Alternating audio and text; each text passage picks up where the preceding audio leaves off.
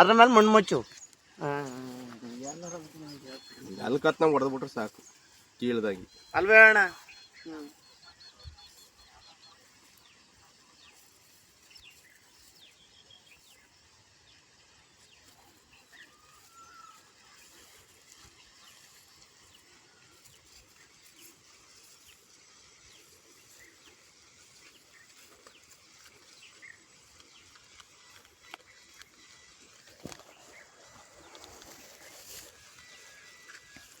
ಹೇಳ್ಮಮ್ಮ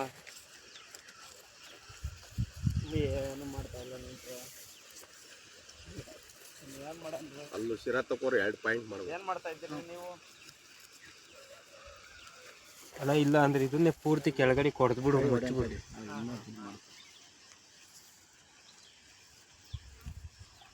ಇಲ್ಲ ಮಮ್ಮ, ಏನು ಮಾಡಿಲ್ಲ ಮಮ್ಮ,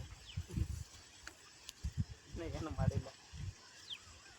ಹಾಂ, ಯಾರ್ಯಾರು ಮಾತಾಡಂಗಿದ್ದೀರಿ?